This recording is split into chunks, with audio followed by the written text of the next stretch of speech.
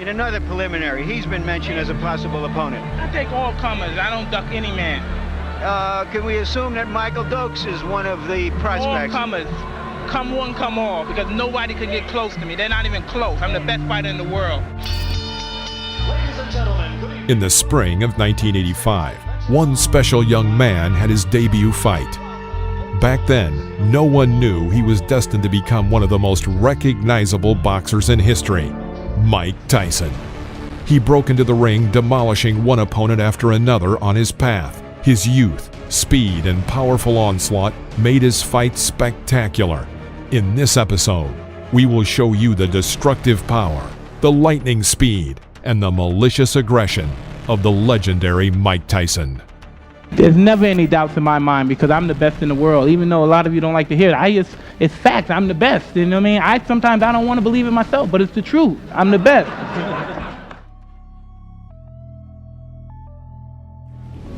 Mike Tyson versus Ricardo Spain. The fourth fight in Mike Tyson's career took place on June 20th, 1985, at Resorts International, Atlantic City, New Jersey. Mike Tyson's fourth fight. First fight in front of a big-time audience, though. This time not in.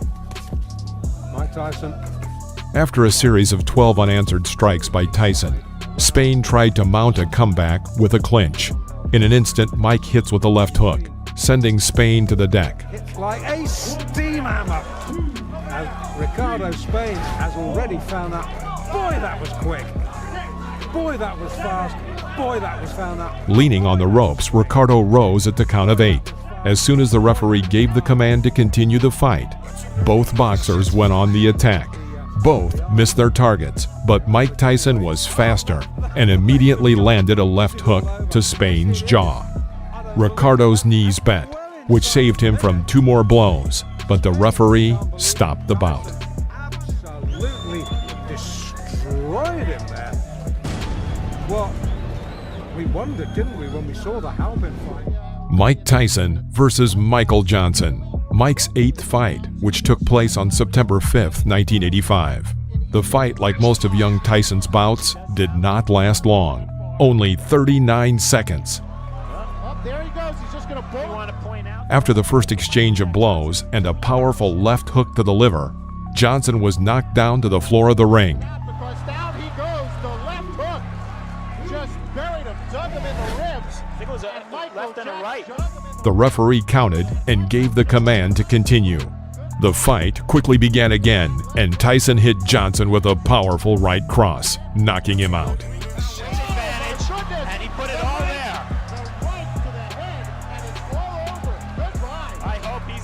Because that was a brutal, wide-open punch. He did not have his guard up, and Mike Tyson just... Mike Tyson versus Robert Coley. The 10th fight in Mike Tyson's career took place on October 25th, 1985, at the Atlantis Hotel, Atlantic City, New Jersey.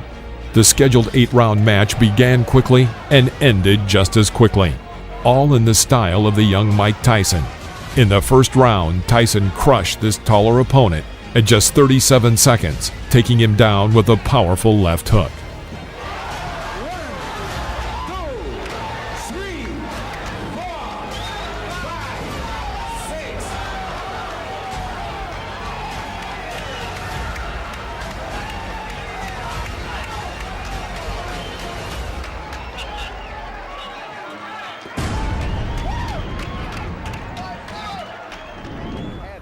Mike Tyson versus Eddie Richardson. The 12th fight in the career of Mike Tyson took place on November 13th, 1985 in Houston, Texas.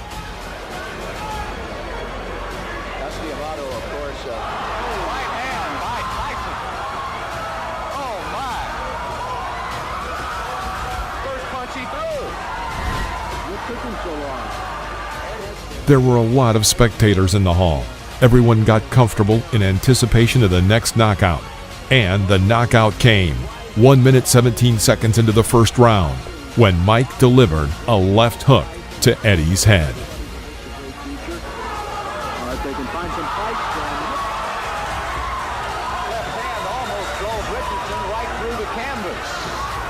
Not only knocked him down, but he absolutely it's over.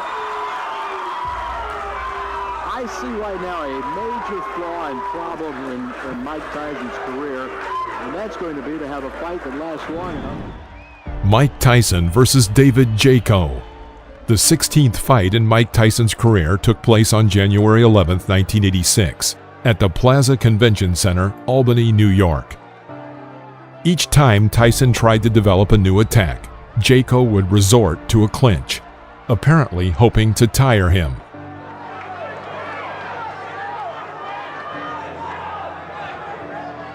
After one of these combinations, a strike landed on David's head, and he found himself knocked down into the corner of the ring.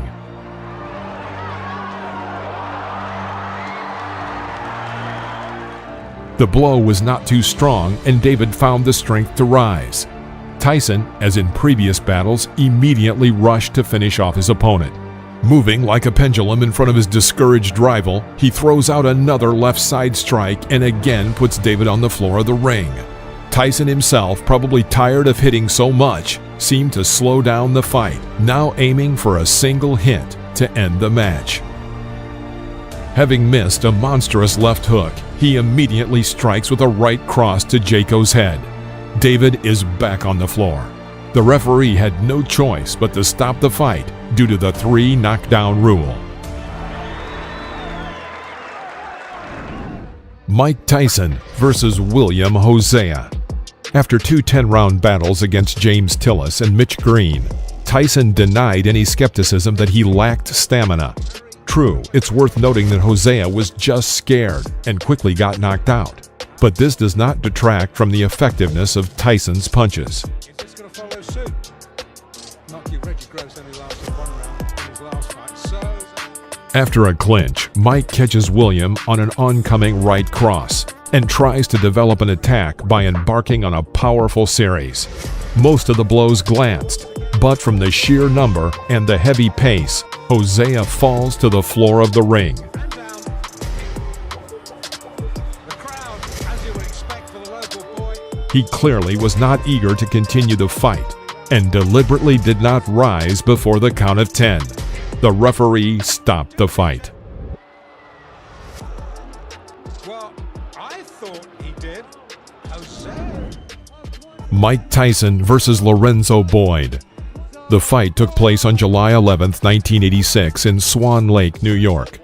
This fight was one of a series of fights that Tyson held in the summer of 1986, already on the outskirts of a battle for the championship title.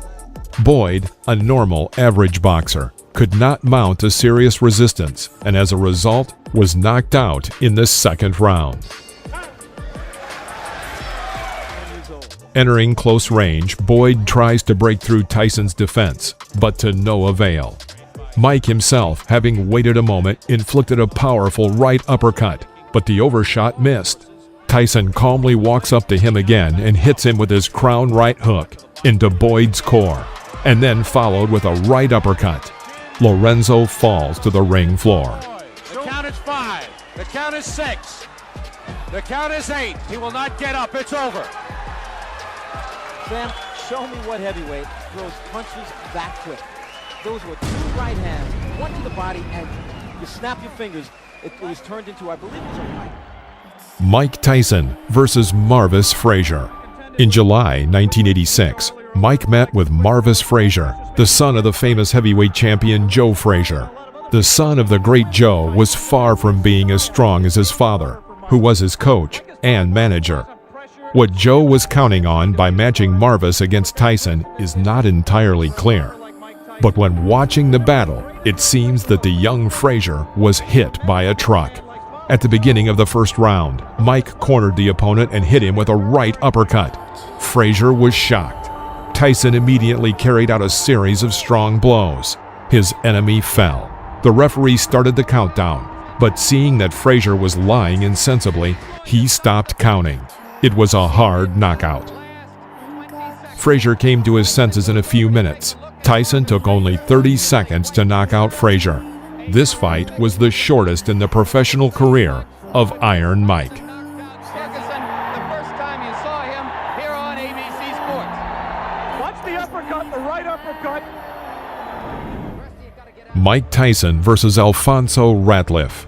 The fight against Alfonso was the last for Mike before the fight for the champion title with Trevor Berbick. Tyson quickly figured out his rival, demonstrating the brilliant technique that distinguished him in his early years in the professional ring. After waiting a moment, Mike dodges to the left and throws a powerful left hook into Ratliff's jaw. Alfonso falls onto the ring floor. And there was a left hand, and Ratliff will sit it out. Climbing to his knee, he waits until the referee counts to 9 and gets up. Mike Tyson rushes to finish and shoots a series of 8 hits.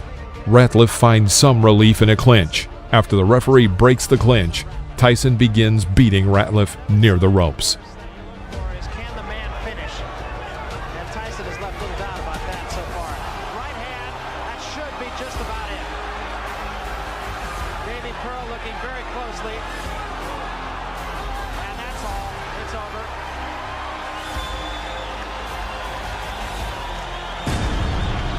The bicycle had a flat tire. And the rider fell off.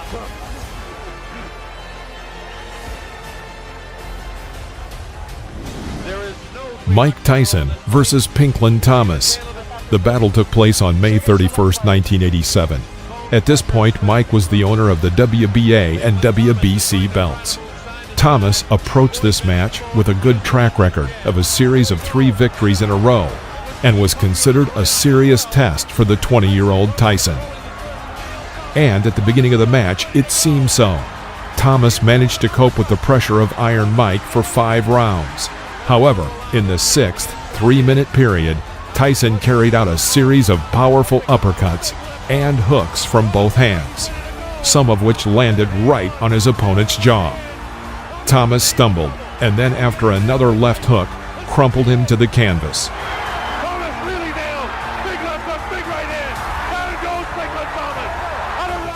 He did not have time to get up before the end of the count, and the referee stopped the match. It's worth saying that before this fight with Mike Tyson, Thomas had never been knocked down. Did not stop a championship fight.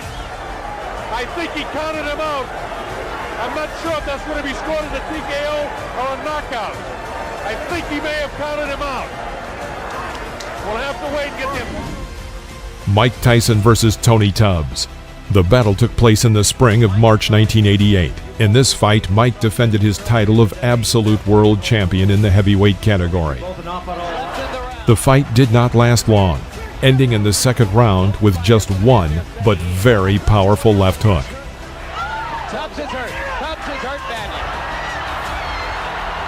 It was a left After such a devastating blow, Tubbs could not even rise when the judge counted to 10. Jumped in the ring. The fight is over. with stunning swiftness.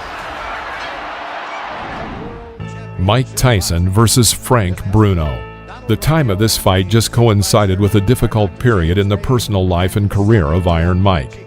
As for personal difficulties, he was in the process of divorcing his wife, and in his career, litigation with promoters. Tyson had very little time to prepare for the upcoming battle, only a couple weeks of full training. From the very first seconds of the battle, Mike carried out an effective attack, after which Bruno was on the canvas. It was a knockdown. Bruno's already tagged with a right hand. And there goes Bruno for the first fight. The first right hand that got him. He was down. Bruno managed to recover and continue the fight, sometimes showing good boxing.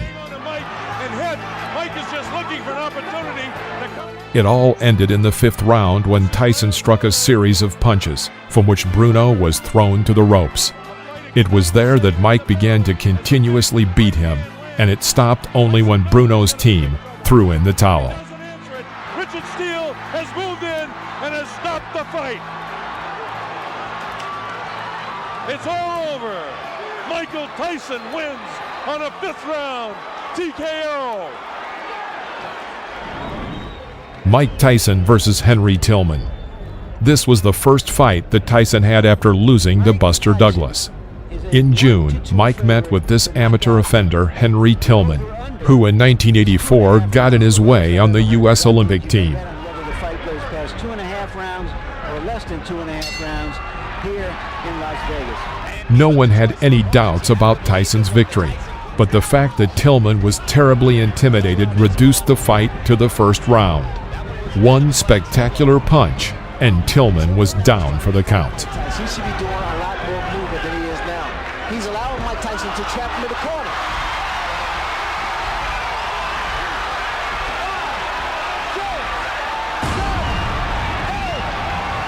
That'll be enough. Mike Tyson versus Donovan Ruddock. This was a very interesting and revealing battle. Ruddock was a hefty Canadian who, of course, was afraid of Tyson, but not to the point that he would immediately fall, like Henry Tillman or Alex Stewart. Most likely, Ruddock was a hidden left-handed person. That is, a left-handed person standing in an ordinary left-handed stance. In general, a good but very limited boxer. All his technique came down to getting to his signature hit with the left, something between a hook and an uppercut. But he certainly had a powerful blow. The fight proceeded in a bitter struggle, with some advantage on Tyson's side.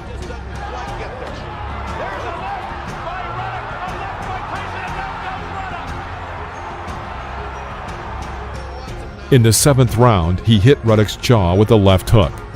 Ruddock staggered and leaned on the ropes. Mike Tyson rushed in to finish off the opponent, but the referee, Richard Steele, suddenly stopped the bout, calling a TKO.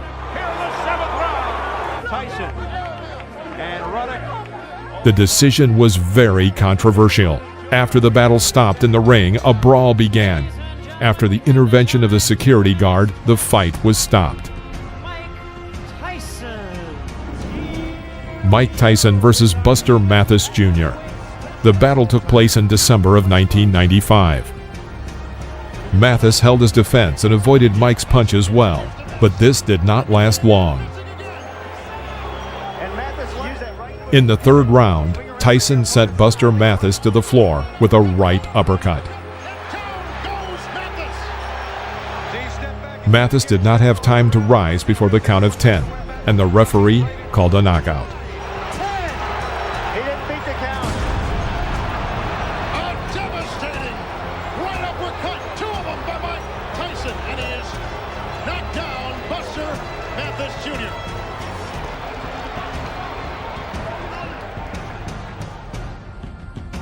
This is the world of boxing.